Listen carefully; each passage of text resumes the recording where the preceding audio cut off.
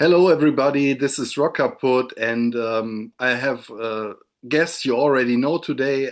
It's Alex from the US of A, and that means we have been picking the trash again, and hopefully we could come up with some thrash metal bands from back in the day that you might not know, or maybe you know them, but you never took the time to listen to them or haven't listened to them in a while or whatever. So yeah, this is the third one we are doing, and we still our trash cans are still filled to the top. So there will be more of this. If you liked the concept of the show and you like our picks, please give us your thumbs up, subscribe to our channel, and of course, comment on your favorite thrash metal bands and the bands we are talking about. Tell us what you think about them. And let's just start. And I want to give the word to Alex for your first pick today. All right, well, thanks for having me back. This has been a fun series, and we've actually increased our viewership from one to two. So let's hope that this is a good three and not, the Godfather three, and we regress, right? And yeah, you made a good comment of when we started this, how many bands will we be able to do? And we keep both compiling lists and coming up with more and more names. So yeah, so this is good, and we're going to start off with my number one pick is going to be the band Powermad. So, a little background on them. They come from Minneapolis, Minnesota, right? Certainly a hotbed of thrash metal, right? I mean, it's, odd that they came out of that scene, but I mean, Minneapolis has always had a great music scene, Prince and so forth. Uh, so, this band existed from 84 to 90 and then got back together in 2007. Still has three original members, and that's Todd Hogue on guitar, Jeff Litke on bass, and Joel Dubé on vocals. And the current drummer may be familiar to some. That's Dirk Verburen from Megadeth. So, uh, and there's going to be some other Megadeth talk as we go through some of this. So, what are they? They are a combination of speed and thrash, and I'm going to throw in some power metal as well. They have a mix of those sounds. And Joel, the singer, is one of those singing thrash singers, as in Joey Belladonna or Warrell Dane. So, and throw in some Halford screams. So, not for everybody, but if you like that vocal style, I think it fits this music very, very well. So think, spreading the disease type vocals, Sanctuary debut, and it's also complex heavy music, right? These are not just simple chugging riffs. There's some complexity and some very interesting components to their music. So they started in '86 with an EP that is put out on Combat. Combat had a series called the a Boot Camp um, demos, and they put out several bands music that way, and then that got some attention. And in '88, they put out the four-track EP that I showed, which is Madness Begins. That's on Reprise Records. And everyone, well, I don't know if everyone on this channel knows me, but if watching other channels know I'm a Prince fan. So the Prince connection, not only is it Minneapolis, but this was recorded at Paisley Park Studio. So I think probably the one and only thrash album that was recorded there. And I bought this when it came out, and I wasn't that big on EPs just because for the price point, I'd rather spend a couple more dollars and get more music for an album. So I've always had an issue with bands that did an EP, certainly like this to kind of start things. But anyway, I bought it. I liked it. It also came out on CD, and it had no cover. This was only available as a promo, so you couldn't even buy a copy on CD. It was exclusively on vinyl. Two tracks from this are on the Combat EP. So we'll start with the songs. The first song is Terminator. Great opener, nice breakdown, crazy frantic drumming. I love the drumming on this and their next album. Great guitar solo on that. You get the screams from the vocals. So pretty much in one song, you know what this band is, and you're either in or you're out off of that track. I'm in. Hunter Seeker is the next song. Breakneck pace drumming, vocal power on display here. Banshee wails is how I describe it, but a heavy shouted chorus. So there's, some a breakup of the sound. Then we have track three, Shock Treatment, Ramones cover. Everyone knows how I feel about thrash punk rock covers from Megadeth to Slayer. It's okay. They take some creative liberties. It's on an EP. I'll give them a pass, but not a track I'm going to seek out to play on its own. And then the final song is Blind Leading the Blind. That gives you more of that definitely Armed and Dangerous EP, Spreading the Disease kind of Anthrax sounds. And also the guitar tone to me reminds me of Anthrax. So that's the EP. A little bit of buzz happens. And then in 89, they put out Absolute Power. So and another Prince connection now. That the cover of this is by Stuart Watson, who took the photo of Sheila E.'s Romance 1600 album. So I thought that was interesting. We probably lost half our viewers now, though. They only want to hear about thrash, right? I just ruined it. But look at that cover. To me, that looks like it could have been a single off of Operation Mindcrime, right? That's quite different from what came before it, and also the thrash of the time. It opens with Slaughterhouse, and this picks up where the EP left off. This is a banging thrash track, and this was used in Wild at Heart by David Lynch. He actually handpicked the band. This song is used multiple times, segments of it throughout the film. And as we talked before we started filming, there's actually a scene with Nick Cage and Laura Dern at a club on the dance floor. The Powermad is on stage playing the song, so they're a pretty important part of this movie, and should have gained them more attention, but it didn't. So, second track, Absolute Power, and this is now their full on display of what they do. It's heavy, it's fast, it's loud, it's technical. Uh, Track three, Nice Dreams. This was also on the Combat EP. This has a little more of a power metal feel. It's complex. And here we are again with a movie, right? This was in, and I didn't know this until just started looking this up. This was in a movie called Dad, which stars Ted Danson. It's like a tearjerker family movie. So how Power Man fits into that, I now have to seek this movie out just to see how it was used, right? And then there's a track on there called Plastic Town. That's got a mellow acoustic opening, and then it kind of rips open. You hear that Sanctuary style singing World Dane.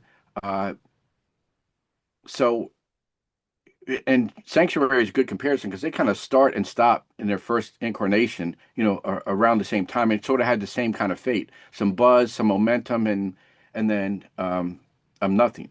So that was it, 1990 then until 2015. They did put out Infinite. It is still available on their site.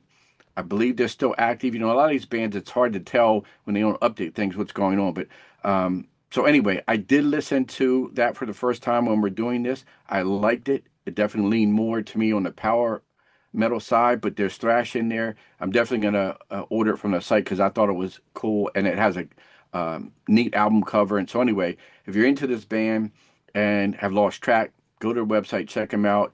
And if you're into excuse me, if you're into thrash and have missed it, I say this is one to definitely look into. Very, very cool band. Yeah, I agree.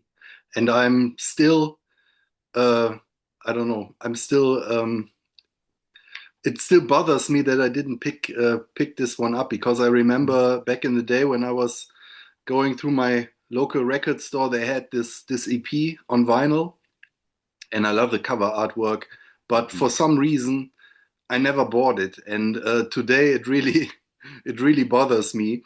Yeah. Yeah, and also there, so I don't own both of these Mhm. records, but I know of the band, and it's a band that I always keep thinking about. That I should have picked them up back in the Yeah. day, maybe, but I've just watched on eBay. You can get them at least Yeah. that album, Absolute Power. Yeah. Well, and look, I was the same way. There were too many choices and limited funds when we're younger, right? It's not like the day and age we're living now where you can go and listen to pretty much anything anytime for Yeah, minimal to no cost, right? We had to make our picks and things pass us by. And that's why as a collector, I didn't stop, and I have one Yeah, pick coming up that I've revisited, and I keep building the collection. So things that I do, like you, I can vividly remember passing on certain records. Now I can add them to the collection if I want. So yeah, yeah, yeah. Nice. Okay, so Powermad, check them out. A band that yeah, there were so many bands, and I guess they were a bit, maybe they were a bit too original back in the day for them to make a splash. Then coming out of Minneapolis surely didn't help as well. But listening to them today, I mean, they remind me. You mentioned Sanctuary Metal Church is a band that comes to mind. This hybrid of thrash metal and more melodic US power metal. So pretty accessible band and a band that, yeah, like I said, would have deserved to be better. But it's also cool that they weren't because now you can explore them and don't have to share them with millions of other people. So that's always nice, I guess. So okay. I have an interesting band as well. And this band goes back to the late 70s when Dan Lorenzo he was interested in Greek mythology in high school, and even before he played an instrument, he would later pick up the guitar. He knew that if he was uh, gonna be in a band, that he would call it Hades. And he did it. It took quite a while for their debut to come out.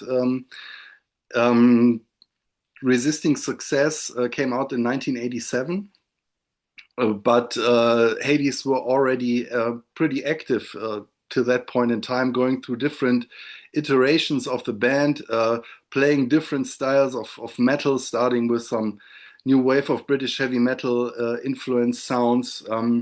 But the band really picked up in 1985 when singer Alan Tecchio joined the band. And with this album, um, they landed on some sound that, yeah, you maybe you would, or probably you would call it technical thrash or something like that. But this album is pretty, still pretty accessible. I think it has short, concise songs. Ranging between 3 and 5 minutes, with one exception. It's the closer Mask of the Red Death, which is about 9 minutes long, split in three parts. And this is a really great album. I own it for a while. This is some kind of reissue with some bonus tracks, old demo tracks, and live tracks added onto it. Maybe I I think this may be a bootleg. I don't know. Um, so I haven't listened to it in a while, but when I picked this band, I put it on and was really amazed by how, yeah, by how accessible it really is. And of course, Alan Tecchio is an amazing singer. You already mentioned Joey Belladonna when talking about Power Mad, and I think he's in that range with a very clear and high voice, but he's even better than Joey Belladonna. He can go higher. But he has also a lower, can go lower than Joey can, and he has this really clean voice, just amazing for this kind of sound. And the songwriting on Resisting Success is pretty stunning, ranging from fast thrash like in the opener, The Leaders, or the follow-up Night Stalker, to more grooving stuff like on Sweet Revenge and The Cross. Then you have this epic closer, which is inspired, of course, by Edgar Allan Poe's short story Mask of the Red Death. So pretty pretty amazing album. And they managed to put out one more 1 year later. Um, if at first you don't succeed, man, that's a crappy album cover. I mean, the idea is pretty original, but it just looks like shit. And I think they didn't do themselves any favors. Their sound already wasn't anything to become super popular with, and then you package it with this cover. Um, yeah, they stayed together. They switched one guitar player from the first to that one, um, and they really went on a tour in Europe. But this tour was there are not too many details on the web, but you can read that it was not too it wasn't organized too well. So they were playing small venues with hardly any people showing up, and it led to internal tensions in the band, and so they split up.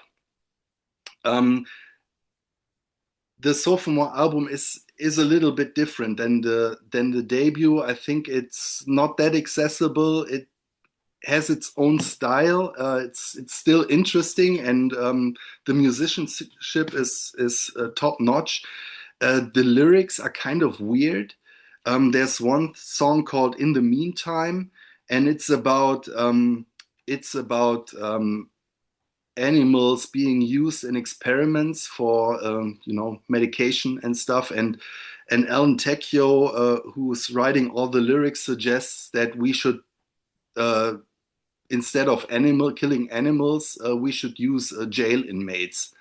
And I don't really know if that's some kind of black humor or if he really means it. It just yeah took me a little bit out of the enjoyment of the album. And the other lyrics are weird as well. He's breaking the fourth wall, talking about the listener in his lyrics, and commenting on his opinions and stuff like that. So it's pretty weird and out there and avant-garde, you could say. Um, his voice is still amazing, and he put it to good use on this album. He left Hades, or Hades split up, and he went to Watchtower singing for this one. Total classic. Maybe it comes up in a future episode. Who knows? Hades reunited in the mid 90s and put out an album that is, I think, part new songs, part outtakes from older recordings and sessions. And then they did a couple of records in the early 2000s. I didn't listen to them because I was focusing on these two. And they were active in other bands. I mean, they have tons of other bands. The most famous or most known is probably Nonfiction, which were a bit of a thing in the early 90s, kind of uh, um, um, a sibling band with Mucky Pop, if you remember those. So yeah, and what's funny, and we will see that as I go along, I chose these three bands just because I thought they were interesting, and then I noticed there were some similarities between those three. So we will see that. Uh, but that's it for now. Hades, especially the debut, Resisting Success. If you don't know that, that's definitely worth a try. I think that's a really great album. Um, Love the production as well. It's not as clean produced as we know it from today, but it sounds very organic. And yeah, and Alan Tecchio's voice is just a thing to behold. So Hades. Yeah, that's the album I showed. The second, it's the only one I had from back in the day. Uh, I do have they were on the Metal Massacre, which one was six Mm, compilation, but with Paul Smith on vocals. He was a vocalist from 81, 84, and like you said, new album, totally different sounding. It's an okay track. It's not what their sound would be. And to me, as I'm listening to especially the second one more, I'm getting Ray Alder from Fate's yeah, Warning, but like the No Exit era. I mean, there was some almost, it sounded like, the same singer. So I yeah. love his voice. I totally agree with you on that. And I think there is some of that kind of progressive element in the thrash, which I like. So if you kind of mashed up, your basic thrash and Fate's Warning, you're going to get Hades. Yeah. So, and what I do is if something I don't have, I have Spotify account, so I'll stream. I couldn't find anything of theirs on Spotify. I mean, maybe you can find it on YouTube. I usually don't do music on YouTube, but I wanted to hear some of those later releases, and they went there. So, but I totally agree. It's a great pick, and especially we now have our first two picks are talking about thrash singers, right, versus thrash shouters, which is going to change with my next pick. So my next pick is going to be Kublai Khan, and this is the thrash Kublai Khan, not the metalcore band that exists today. So we always have to clear it up because so many of these bands names have been used by multiple people. So um, this is the first band I'm going to talk about in the three episodes so far that I did not have in real time. This was one that was totally I don't remember seeing it in the stores, but as I go along, I love my 80s metal, so anything I didn't get, I'm trying to acquire for the collection. And it wondering what the name is. The name is from this Kublai Khan was the grandson of Genghis Khan. He's a 13th century emperor of Mongolia, if I have my history fact straight. I'm not the biggest history buff, um, so now the connection from the first to the second is this band formed in 84 in Minneapolis, Minnesota. you know. So, and that was with guitarist Greg Handevidt. So, who is he? Well, he was in Megadeth in 1983, very short time, but on an unreleased demo. And prior to that, uh, in Minnesota, he was friends with Dave Ellefson. Can never say his name right. And so early on, they formed a band called Goz, Goz. So there's this Megadeth connection. So he is now out of Megadeth, moves back to Minneapolis, and forms Kublai Khan. And in '85, they do a demo called Rape, Pillage, Destroy. We're filming this on Easter, so that's a nice title for that holiday, right? Uh, and then '86, another demo called Prepare for Annihilation, and that led then to '87, their one and done album called Annihilation, which, as we talked about as we were getting ready for the show, cool cover art, Yeah. nice band photo there. I mean, that's your thrash from this. I'm gonna say that's your thrash look from this time period, but the sound is going to be something else. So, and this was on New Renaissance Records. If you remember, I talked about them last time.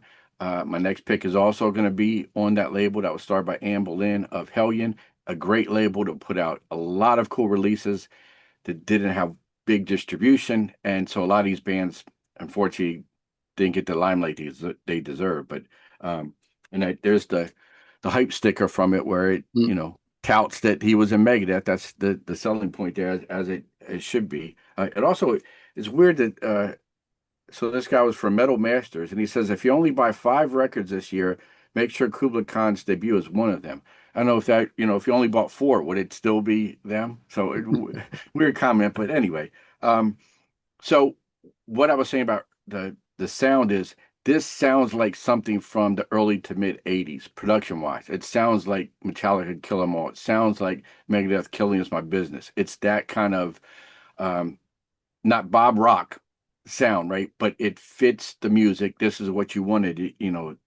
So um, in '87, we have Among the Living, good production. We have Death Angel Ultraviolence. We have Corner R.I.P. We have another band that we're going to talk about that you have coming up. So again, I think that's what kind of hurt this a little bit is that we have moved on from that sound and they didn't because they started earlier and kept it. But to me, that's the charm in this. Um, the vocals are gruff, kind of a growl. Um, Again, we talked about vocalists before. Do you like it? Do you not? I don't mind it. I think it goes with the sound and production on this. The music is fast and heavy.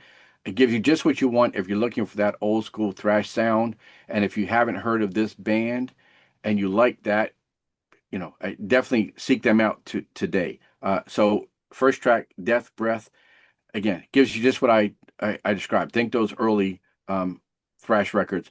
The track 2, Mongrel Hoarder, reminds me a lot of Whiplash in the vocal delivery, especially. Down the Inferno, fast guitar work. I mean, again, this is in the pocket thrash. The fourth track is called Liar Dice. That feels like Last Rites from Megadeth. So again, you're taking all these early influences, and then you get to side two. There's two 7-minute tracks, and there's a 3-minute instrumental. So, uh, is this essential?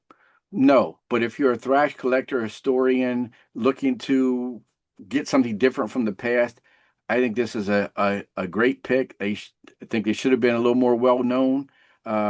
We say that about every band, though, right? So they reformed in 2003. They reformed again in 2017. In 2019, they opened up for Dave Ellefson on tour. As far as I can tell, they're still active. I mean, this is where, in the comments, if you mentioned about any of these bands, what are they doing? And let us know because I'm going to keep up with them. But this was another one that's not on Spotify. So, but I would check this out. I think it's a very interesting band that is, one of those cool things that you can pull out of your collection when you're talking about thrash and want to impress someone and say, have you heard of this band? Yeah, and I mean, you even if you don't like it, you still have that great cover artwork, right? Mhm. Yeah. So that's definitely worth pulling out of your storage to show it around. Yeah. Yeah, I just listened to it for the first time today. I knew of this record and I knew the cover artwork. I think I mentioned it in an earlier show. There was this book in Germany, Heavy Metal Lexicon, by Matthias Herr, and he wrote about a lot of bands that weren't that well known and were hard to get. So he was obviously there from the start, buying, like you mentioned, buying records by just looking at the cover and deciding that this looks good. And yeah, so I knew of them, but yeah, like you said, it's when you listen to the album, you know why they didn't make it because they lack a bit of originality. But Yeah. if you like the sound from back in the day, this is this is a record you will love because, and I love I mentioned it with Hades. We often talk about um, production values of albums and how everything sounds so clean today, but I really like these kind of this record. I don't know if it's on when you play it on a record player, listening to it on YouTube, it sounds a bit dusty and muddy, No, you that's know. how it sounds. Yeah, that's how the vinyl And sound. I like that because it sounds organic and real, Mhm. like you're there, and it's not Yeah. something that has run through I don't know how many filters and computers and whatnot. The band was right there and hacking it out. So yeah, I love that.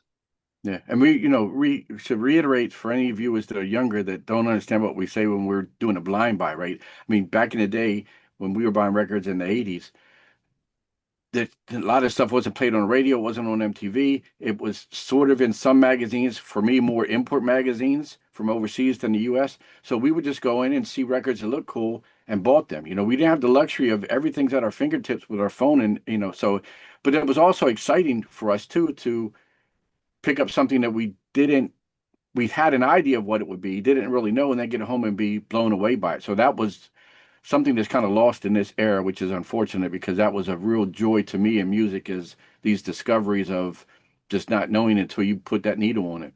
Yeah, or reading about an album and not being able to find it in your local Yeah. store. So you had to. I mean, you certainly could have gone to those guys and say, please order that for me. I never did that. I just Mhm. tried to find it somewhere else, and that was often a journey in itself. So you had Mhm. to, don't know, travel to different cities Yeah. and until you had it in your hands. And yeah, Yeah. As a collector, the thrill of the hunt is yeah, everything. And these days it's nothing because you don't have to hunt. You just yeah, boom. Yeah. yeah. I just bought the complete Saxon discography in, I don't know, Mm-hmm. 3 clicks or something like that. Mm-hmm. I mean, I'm happy to be able to, but Sure. it's different, of course. Yep. Okay, so yeah, I mentioned when talking about Hades, I mentioned that there are some similarities between the bands. I didn't know um, when I picked them. So the next one pretty much Hades had two albums in their main period, you could say, and this band as well. They reunited. They put out these two records in the same years, um, and disbanded because of yeah, because they weren't successful. So I'm going to talk about my token German pick today, and the band is called Vendetta. Coming from Schweinfurt, I think, in southern Germany. It's in Bavaria, but if you're in Schweinfurt and you say they're a Bavarian band, you will get problems because they're from Franconia. So that's a certain region in Bavaria, and they don't want to be mixed up with Bavarians. So important if you go there. Um, and yeah, they put this record out in '87. It's called Go and Live, Stay and Die.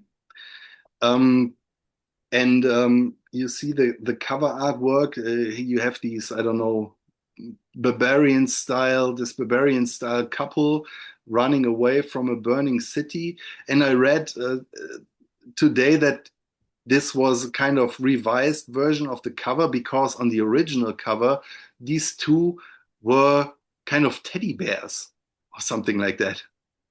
And then the band looked at it and said, well, no. And well, they put these guys, these muscular guys in there.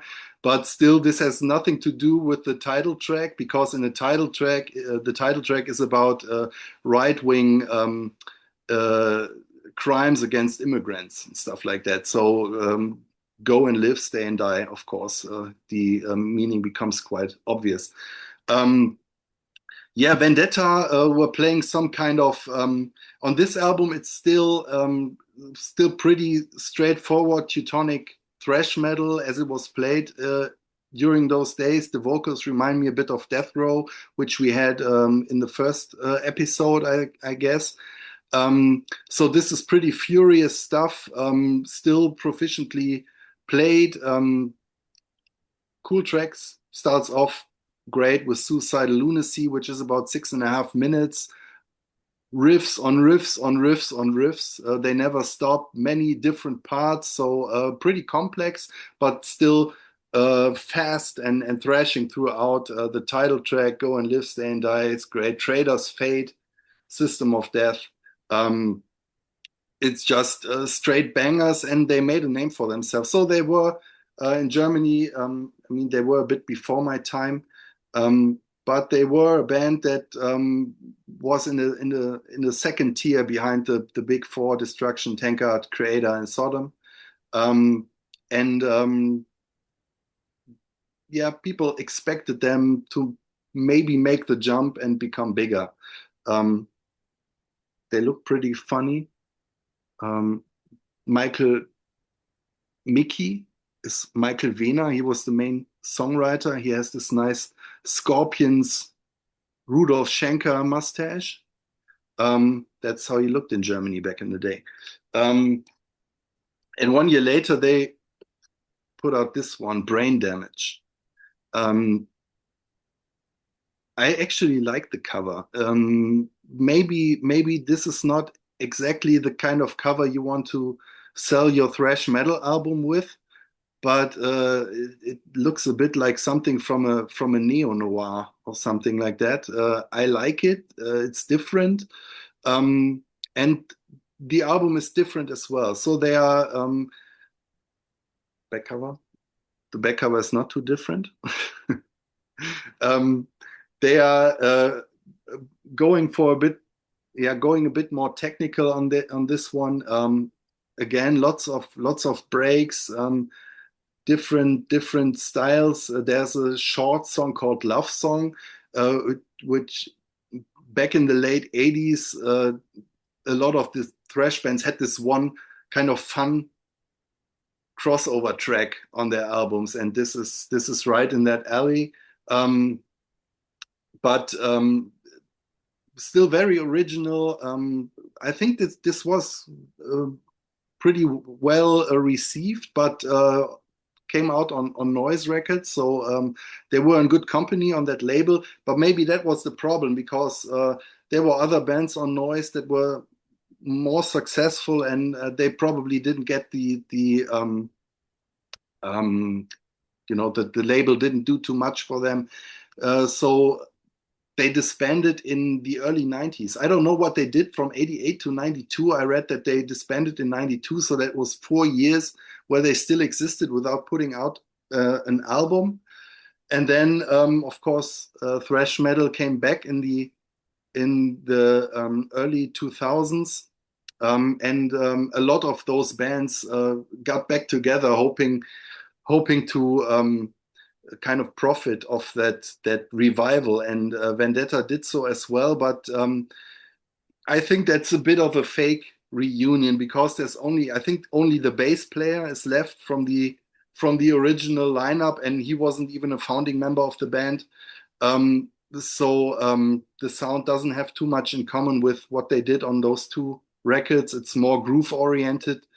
Um, I think it's nice that they exist, but if you want to know um, what Vendetta sound like and what their role in German thrash metal was, you should pick those two up. They were re-released on Massacre Records, which is their new label, so you can get them with full lyrics, nice booklets. They have nice photos in there of old flyers and stuff like that. Um, Even newspaper articles from back in the day. Um, like I said, full lyrics and also some bonus tracks. So yeah, certainly worth a try if you like German style thrash metal from back in the day. Think Terrible Certainty or Release from Agony from Destruction.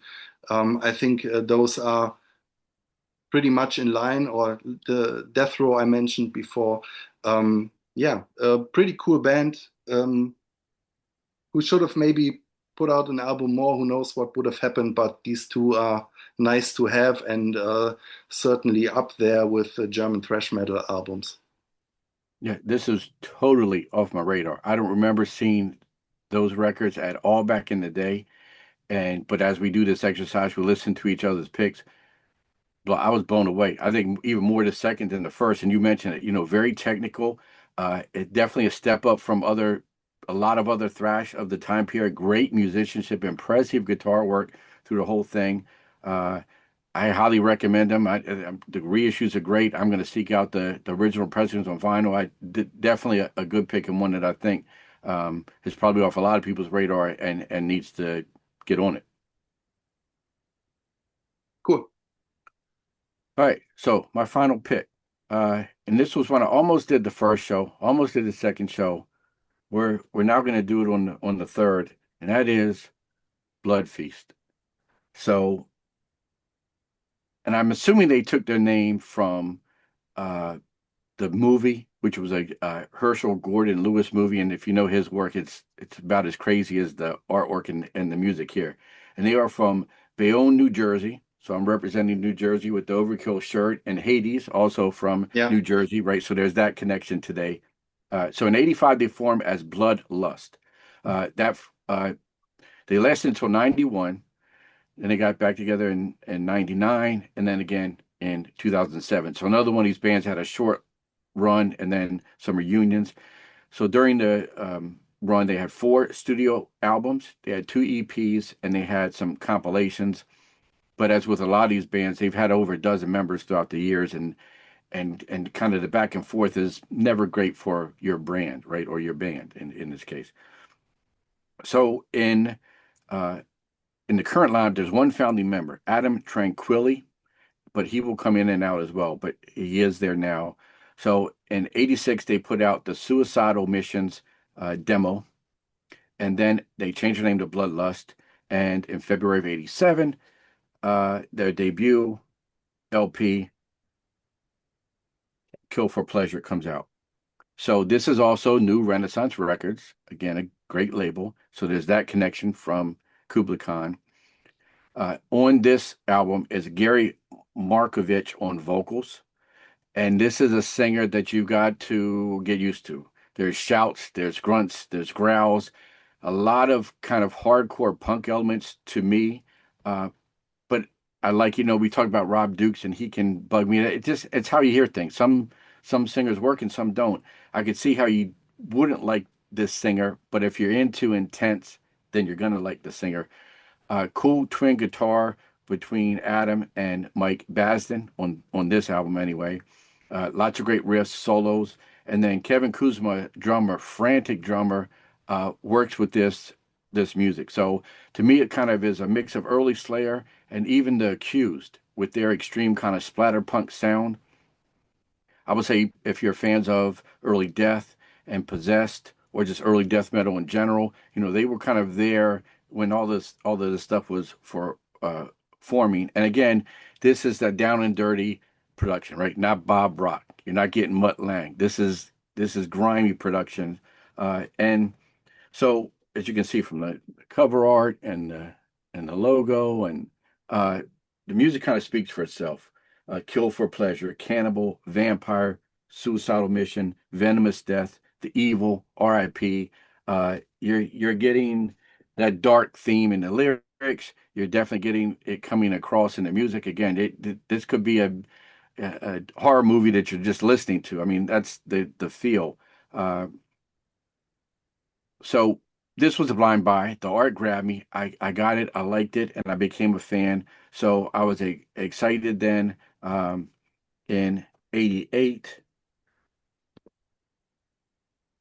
or yeah, the Face Fate EP comes out, right? So there that is. Yep, you got this. There's the picture disc. There's the picture disc. Uh, Very cool. There's the band. So more the same. Um, Same lineup, same kind of sound, all good. And then I lost touch of the band. So this is a good exercise to go back because in '89 they put out Chopping Block Blues. That one totally passed me by. Now they moved to Colossal Restless Records. This is now a four-piece band. So Adam is out. They don't have a second guitarist. A little bit of a change, couple 6-minute songs, a little bit more technical, not as frantic, and definitely the vocals are not as extreme.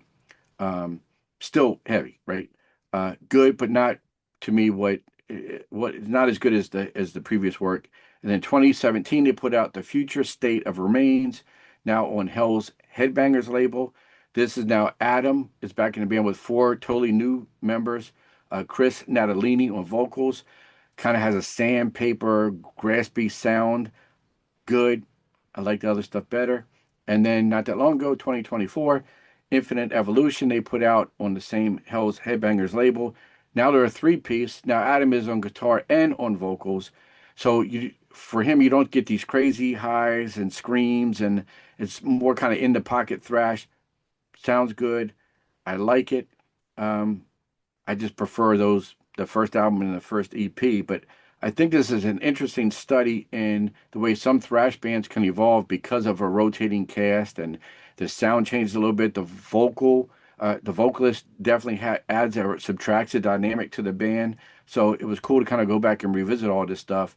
But if I'm going to grab something, it's going to be those first two. And so the tie-in to Kublai Khan, both being on New Renaissance Records, in '89, they actually put that debut and the Blood Feast debut on a 2-for-1 CD, which again, I didn't, until I'm doing the research, I didn't know these connections, and this all just sort of fell into place. So, anyway, that's my third and final pick of the day.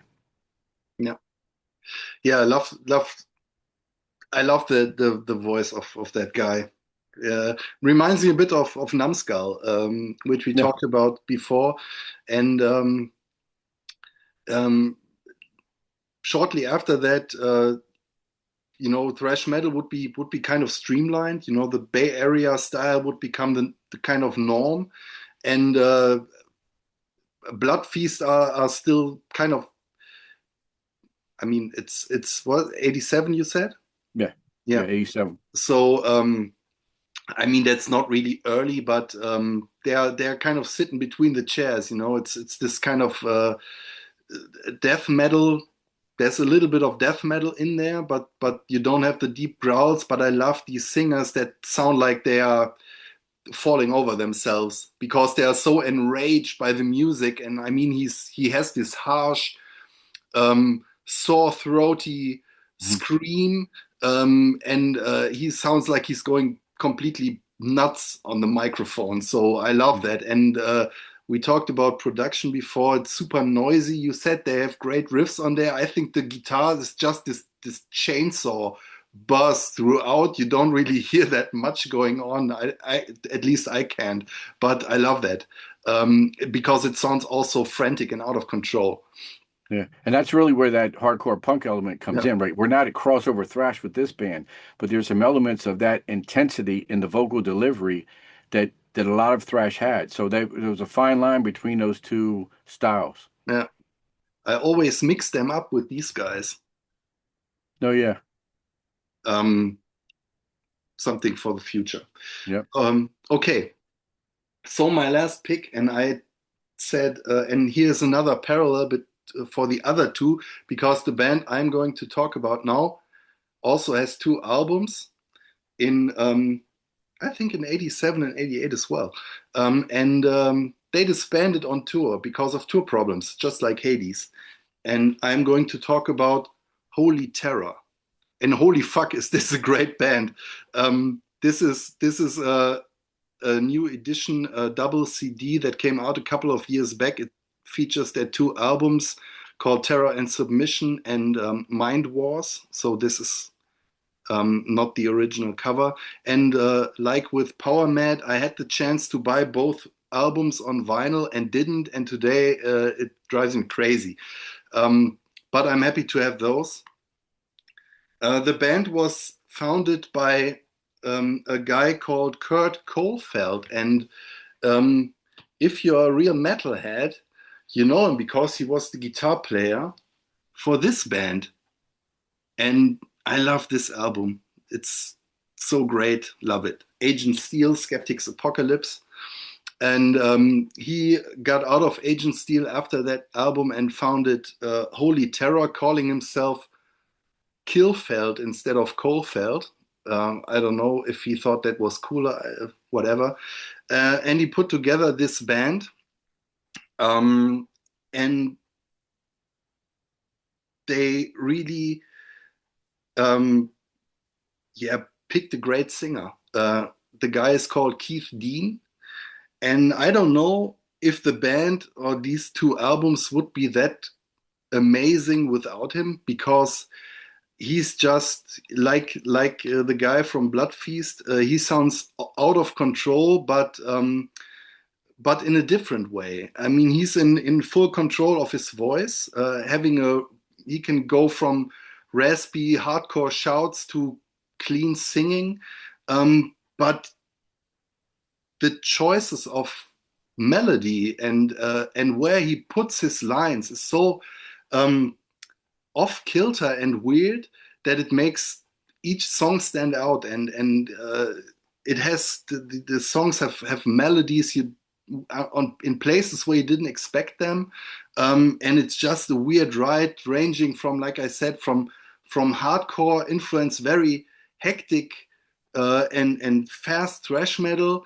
Then they have songs that remind me of Iron Maiden all of a sudden in between there, and it's just amazing. You never know what will happen next. Um, Really great. The first album suffers from the I think it came out on Music for Nations, right? Yeah. And they always had some problems with production. And the first one is a little bit muddy, so a lot of the finer details of the playing get kind of buried in the sound. That would be better on the second album, which is a bit more controlled. Um, and yeah, they went on a tour, and they the band was a weird mix because the second guitar player was, I think, 10 years younger than the singer. So um, they had this wild mix of people in the band. Kurt Kilfeld and Keith Dean had problems with drugs and alcohol, so there were tensions in the band. And then they went on this tour, and their tour bus broke down, and they had to get to their venues, choosing other means of transportation, while one guy was staying back and trying to fix the bus. And he managed it. He rode the bus to the next place, and then the bus broke down again. So it was all turmoil and chaos, and the band disbanded over these different conflicts and the stress. And I think there were reunions in the early 2000s without them putting out another record. Keith Dean, he died, I think, of cancer. No chance of the original lineup getting back together. But this is we are we are always saying that, I don't know, when we are talking about bands we like, how original they are. This is really a band that sounds like no one else. Completely original sound without being um, um, yeah, trying to be weird. It's just really a strange album, but it sounds totally organic and natural and amazing. Uh, when I listened to it again for this show, it blew my mind, because I thought, how could I miss this one when I bought it? Because then I was just wondering, what is this? But this time it really got me. And yeah, they have been kind of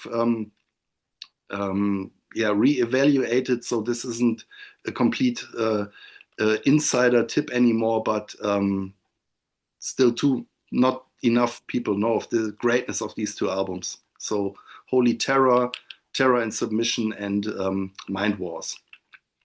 Yeah, that was a band that I did see back in the day and never bothered, and that was a mistake. And which you summed it up great. I put down there's moments where I hear Slayer, and there's moments where I hear Metal Church, but the Mike Howe front of Metal Church with the voice. And in fact, I even said, early Halloween and Sabotage.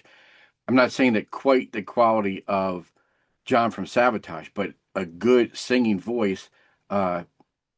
Great. And we'll say anybody uses Spotify, both albums are there under two different listings. So there's a Holy Terror with the one, and there's a Holy Terror with the other. They're not combined. So if you're seeking them out, look for that. But yeah, a great pick, and also one of the coolest logos. Very Yeah, complicated and complex with all kind of imagery. Reminds me of a hair metal band called Every Mother's Nightmare that had this real complex logo. I thought that was cool. But yeah, great pick.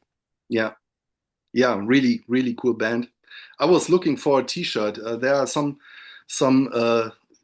that you can still buy T-shirts from them, but one store I found the shirt is a kind of a right-wing black metal mail order, and I'm not going to Yeah, use them, so I will have yeah. to look for another place. Yeah, so that was our show, Sifting Through the Trash Part 3. And I hope you liked it. Maybe, hopefully, we could turn you on to a band you didn't know before. If so, give us your comments. You can thank us for our great taste. And you can also give us your comments. Tell us about your experience with those bands. Maybe you have other bands for us that we don't know. And of course, give us a thumbs up and leave your subscription. We can use it, and we will be there in the future with part 4. I think you will be there as well. I hope so. Yeah, for sure. Thank you, Alex, for being here and spending the time with me, and choosing those great albums. And yeah, keep on thrashing. Bye bye. See ya.